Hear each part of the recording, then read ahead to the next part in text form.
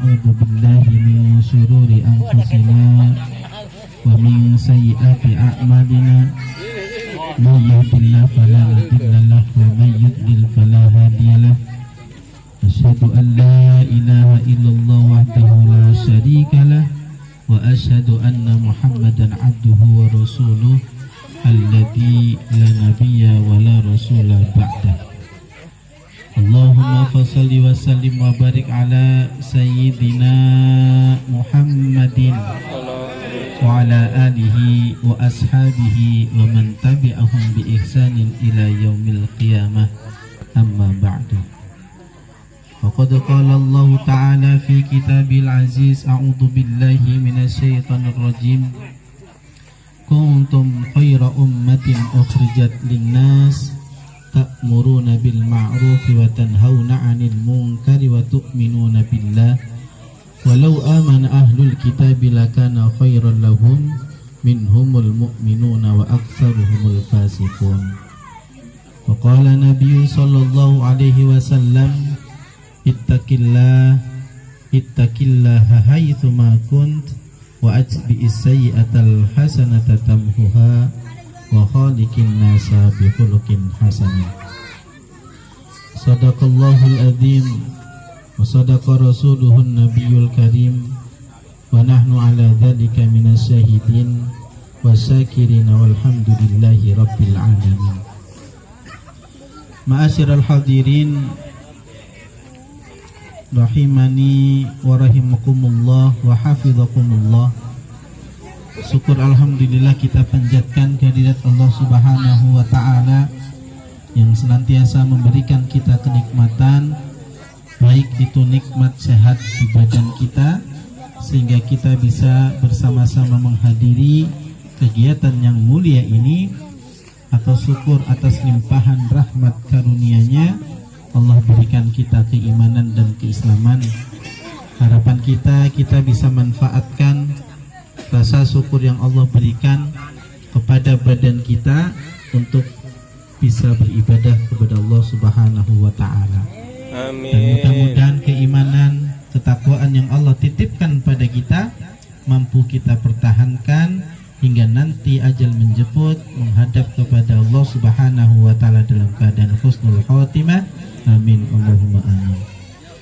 Para jamaah yang saya muliakan dan saya hormati, ketika kita ingin menganalogikan acara maulid ini, kalau kita mau samakan, contoh sederhananya begini. Kira-kira kalau sebuah rumah tangga dikaruniai putra atau putri, rumah tangga itu bahagia atau tidak? Kira-kira kalau sebuah atau sepasang suami istri yang dikaruniai Allah berupa anak, kira-kira bahagia atau tidak? Kebahagiaannya akan sangat ditunjukkan dengan bersyukur kepada Allah dengan mengadakan akikah. Bahkan sebelum lahir pun sudah diadakan acara, ada 7 bulanan, ada 4 bulan dan sebagainya. Begitu pula ketika manusia pilihan, manusia yang tiada tandingannya, yang memberikan seluruh kebaikannya untuk kita semuanya lahir, maka yang harus kita penuhi, yang harus kita tunjukkan adalah kebahagiaan kita yang luar biasa terhadap lahirnya baginda Nabi Muhammad SAW. Kalau masih ada orang yang mencibir kita merayakan maulid, kalau masih ada orang yang menghardik kita merayakan maulid, maka kemungkinan maulid yang biasa kita selenggarakan tidak membawa manfaat apapun kepada kita. Maka jawabannya adalah ketika selesai maulid, harus keimanan kita, ketakwaan kita harus bertambah kepada Allah Subhanahu wa taala. Jangan setelah maulid yang biasa maling tetap maling, setelah maulid yang biasa main kartu tetap main kartu, setelah maulid yang biasa mabuk tetap mabuk. Kalau itu masih dipraktekkan, maka tidak salah orang di luar sana menganggap ngapain maulid, tidak ada baiknya setelah maulid, gitu-gitu saja. Betul? Jangan cuma betul, dilaksanakan ya.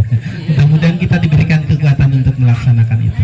Amin. Kalau sebelum maulid salat kita masih bolong, setelah maulid salatnya harus lebih rajin. Kalau sebelum maulid malas berjamaah, setelah maulid harus rajin berjamaah. Paling tidak dengan keluarga Kalau misalkan kita lelah dengan pekerjaan kita, dengan anak istri kita di rumah, usahakan berjamaah. Para hadirin yang dimuliakan Allah Subhanahu wa taala, ketika berbicara dengan maulid, salah satu pelajaran yang kita dapat ambil kesimpulan adalah bagaimana kita diharuskan untuk meniru apa yang diwariskan oleh baginda Nabi Muhammad sallallahu alaihi wasallam. Apa yang diwariskan beliau? Beliau bukan mewariskan kepada kita, beliau bukan mengajarkan kepada kita untuk mendapatkan predikat atau mendapatkan jabatan yang tinggi. Beliau tidak mengajarkan kita untuk hidup secara mewah. Beliau tidak mengajarkan kita untuk punya istri banyak. Tapi yang beliau ajarkan adalah bagaimana kita memperbaiki akhlak kita. Diabadikan di dalam Al-Quran, wa innaka la'ala khuluqin azim. Yang ada pada diri baginda Rasulullah Muhammad SAW adalah akhlaknya yang agung. Jadi jangan bangga kalau yang kita cuma tiru, istri kita banyak, pasti tanya sunnah Rasul. Pas kita ditanya lagi yang gini yang itu sunnah Rasul. Tapi giliran ditanya ibadahnya, belum, tidak tahu ikut siapa. Kita ketika ditanya akhlaknya begitu-begitu saja. Maka yang harus kita tiru dari Rasul yang utama adalah akhlak beliau. Bagaimana beliau melakukan kebaikan terhadap tetangganya, terhadap saudaranya dan sebagainya. Ketika ditanya kepada Ibunda Aisyah, apa yang ditanya oleh para sahabat Aisyah, bagaimana akhlaknya Rasul? Dijawab oleh Aisyah, kana khuluquhu Al-Quran. Akhlak Rasul itu Al-Quran. Coba bayangkan istri kita ditanya, Bang Pentul ditanya sama tetangganya nih, Mama Eka, Bang Pentul tuh gimana sih akhlaknya? Lah, dajjal gitu mah. Anak istrinya nggak pernah dikasih rezeki, dapat uang sedikit langsung kabur. Nabi Muhammad tidak begitu. Pas ditanya kepada istrinya, kana khuluquhu Al-Quran, akhlaknya Al-Quran. Kalau istri kita ditanya orang lain, maka jawabannya, suami kamu gimana? Fir'aun dia mah, pelit, gacir, aduh itu luar biasa. Itu jangan sampai ketika orang nanya kepada istri kita jawabannya seperti itu.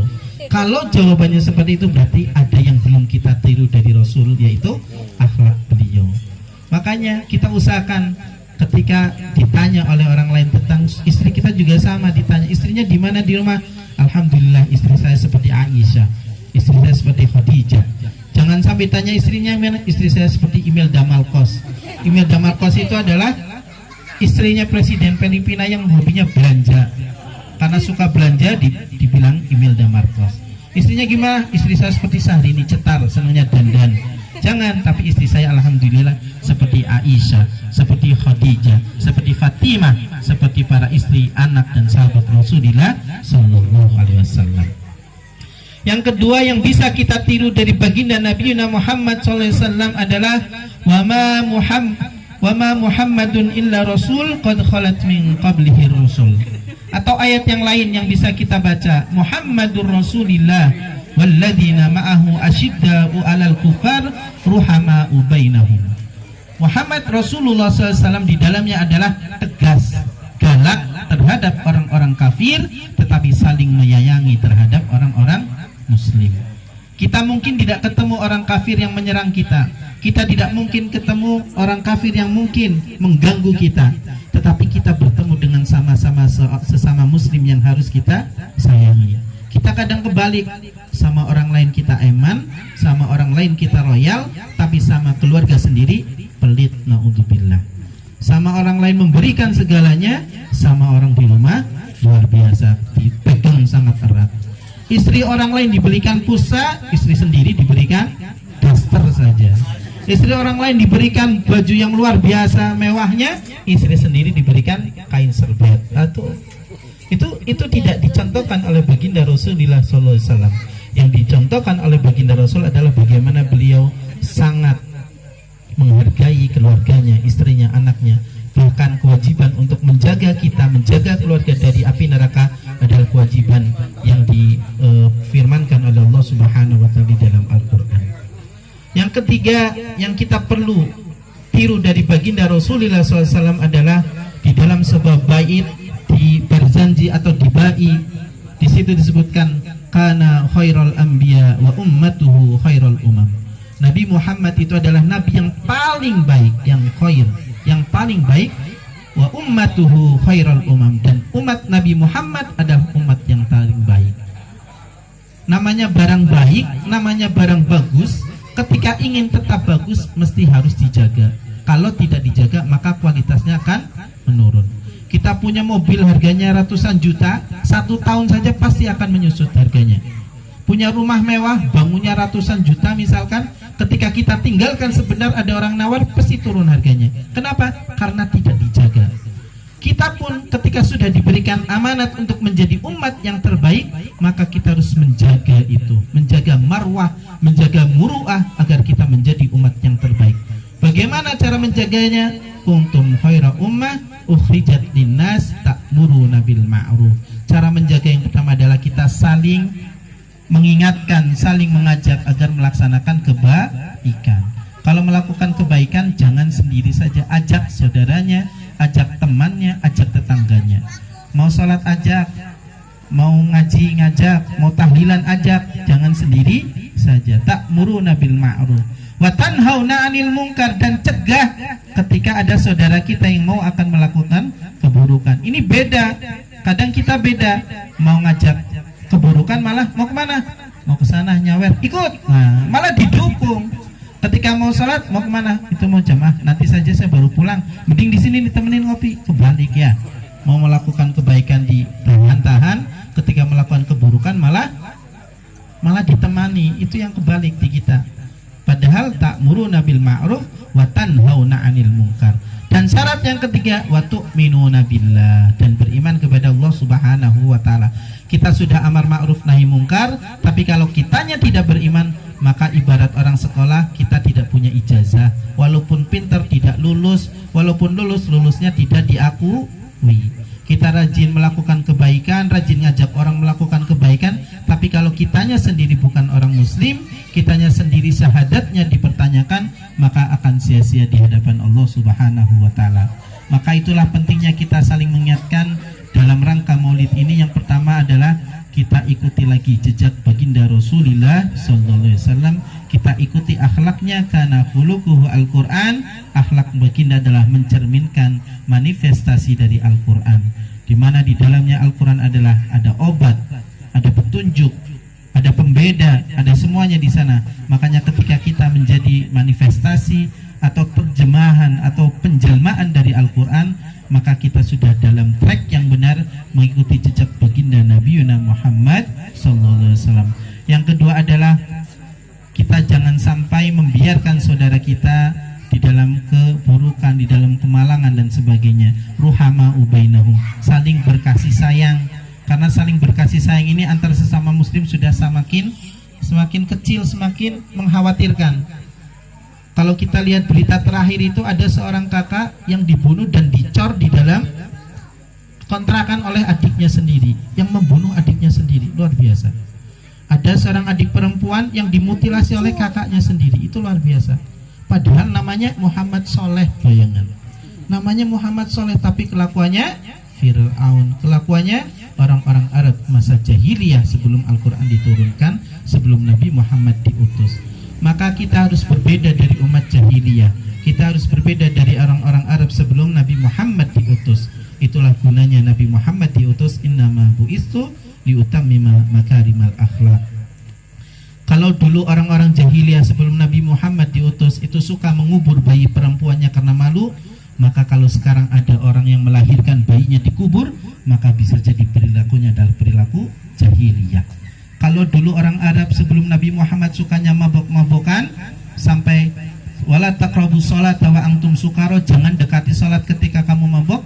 Kalau sekarang masih ada umat Nabi Muhammad yang mabok-mabokan, berarti bisa jadi belum akan sadar datangnya atau misi dari diutusnya Nabi Muhammad SAW. Kalau dulu orang-orang Arab itu bisa mewariskan istrinya kepada sahabatnya, bisa ditukar guling dengan sahabatnya. Kalau sekarang ada umat Nabi Muhammad, istrinya diberikan kepada sahabatnya, berarti ini adalah bibit-bibit jahiliyah. Kita jangan sampai seperti itu ya. Jadi yang paling utama adalah bagaimana kita meneladani sifat baginda Nabi Muhammad SAW. Dan yang paling penting, Nabi Muhammad mencontohkan kepada kita agar dalam beribadah itu kita jangan saklek tapi elastis, tetapi dalam bermuamalah, di dalam bermuamalah kita boleh saklek. Ini kita kebalik, ibadah saklek, muamalahnya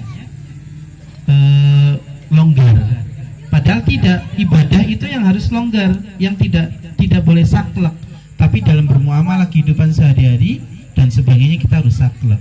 Contohnya apa? Contohnya ibadah longgar elastis itu ketika kita sholat tidak bisa berdiri, boleh duduk? Tidak boleh. Tidak bisa duduk berbaring, boleh? Boleh. Itu artinya apa? Elastis dalam ibadah. Wudu, tidak ada air, boleh tayamum. Kita punya mandi jinabat atau punya hadas besar, junub, tidak ada air, boleh dengan tayamum. Bayangkan kalau dalam ibadah itu saklek. Kita punya junub, nggak ada air, guling-guling di pasir. Itu pernah dipraktekkan oleh sahabat Nabi. Kamu kenapa guling-guling di pasir? Saya sedang tayamum. Tayamumnya memang begini? Ditanya kepada Rasul. Oh, tayamumnya jangan sama seperti wudhu saja. Jadi kalau tidak ada air, kalau mau mandi besar, tayamum seperti biasa. Tidak usah guling-guling ke pasir kayak kucing itu ya. Itu artinya apa? Artinya ibadah yang dilakukan kita itu sebenarnya elastis. Sebenarnya bisa menyesuaikan kondisi. Sekarang kebalik, ibadahnya saklek, muamalatnya longgar. Itu yang dipraktekkan oleh umat-umat akhir zaman. Oleh karena itu Islam yang muncul adalah Islam-Islam yang bengis, Islam-Islam yang kasar, Islam-Islam yang menakutkan, sampai-sampai diberikan cap teroris oleh Presiden Prancis Emmanuel Macron. Karena yang dilihat oleh Emmanuel Macron adalah bukan Islam yang ada di Kampung Legon. Yang dilihat adalah Islam yang ada di Suriah, di Afghanistan, yang orang motong kepala orang dan sebagainya. Tapi kalau di sini bayangkan, kita duduk bareng riwe, ada orang lewat, ada orang meninggal, apapun agamanya kita bantu. Mungkin kalau Macron ada di Kampung Legon, maka pandangannya akan Islam akan berbeda dengan apa yang dilihat sekarang. Oleh karena itu tugas kita mendakwahkan Islam adalah dengan mengembalikan Islam kepada muroahnya, tentang akhlak, perbaiki akhlak kita, akhlak ayah terhadap anaknya, akhlak ayah seorang suami terhadap istrinya. Jangan sampai anak kita nirunya orang lain. Yang harus ditiru anak kita adalah bapaknya, yang ditiru anak kita adalah ibunya. Jangan sampai niru orang lain, karena kita tidak tahu orang lain itu seperti apa.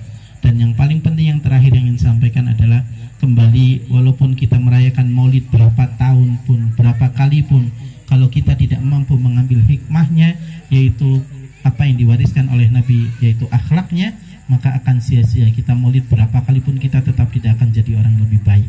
Oleh karena itu, di samping maulid kita juga pelajari bagaimana cara hidup Nabi, bagaimana akhlak Nabi, bagaimana Nabi beribadah, agar ada manfaatnya kita hidup, dan cita-cita kita adalah dianggap, diakui sebagai umat Nabi Muhammad SAW, dikumpulkan kembali di surganya Allah Subhanahu wa ta'ala. Saya kira itu yang bisa saya sampaikan, kurang lebihnya mohon maaf. Walafu minkum. Wassalamualaikum warahmatullahi wabarakatuh. Ya, kita sallallahu alaihi wasallam. Astaghfirullahaladzim, astaghfirullahaladzim, astaghfirullahaladzim. Allahumma salli wa sallim wa barik ala sayyidina wa maulana Muhammad. Alhamdulillahi rabbil alamin, hamdan syakirin, hamdan na'imin, hamdan yuafi ni'amahu wa yukafi'u mazida. Ya Rabbana lakal hamdu kama yanbaghi li jalali wajhikal karim wa li 'azimi sultanik.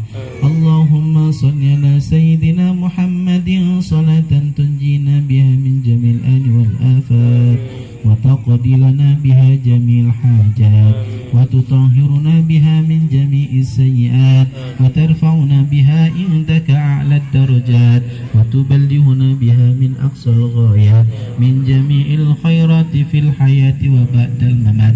Allahumma rabbana taqabbal wa awthil thawaba ma qara'nahu minal qur'anil azim, wa ma halalna wa ma sabbahna wa ma astaghfarna wa ma sallayna ala sayyidina Muhammadin sallallahu alaihi wasallam, wa ila jami' ikhwanihi minal anbiya'i wal mursalin wal awliya'i was syuhada'i was salihin wal ulama'il amilin wal musannifin wal mukhlasin wa jami'il malaikatil muqarrabin, wa ila jami' ahlil qubur minal muslimin wal muslimat والمؤمنين والمؤمنات من مشارق الأرض إلى مغاربها برها وبحرها ونخصوصا آباءنا وأمهاتنا وأجدادنا وجداتنا ولمعلمينا ولمشايخنا ولمن حق علينا ونخصوصا إلى روح.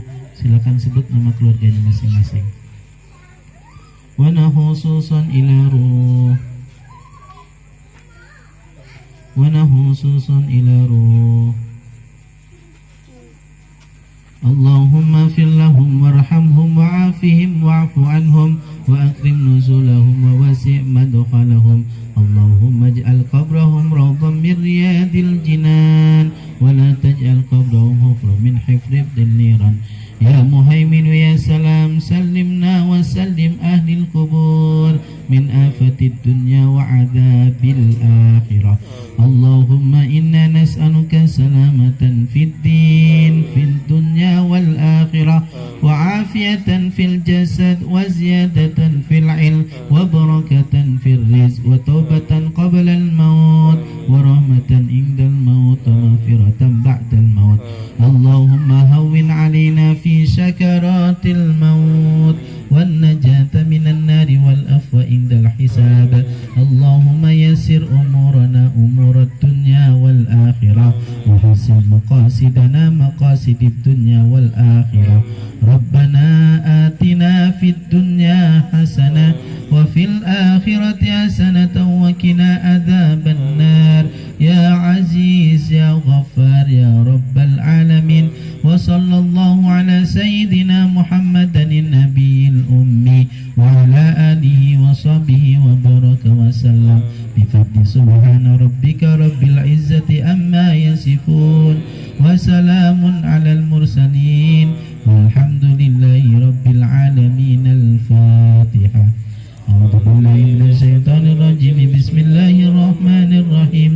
الحمد لله رب العالمين الرحمن الرحيم مالك يوم الدين. إياك نعبد وإياك نستعين اهدنا الصراط المستقيم صراط الذين أنعمت عليهم غير المغضوب عليهم ولا الضالين آمين. واعف عنا يا كريم واعف عنا يا رحيم ارحمنا يا أرحم الراحمين. دعواهم فيها سبحانك اللهم وتحياتهم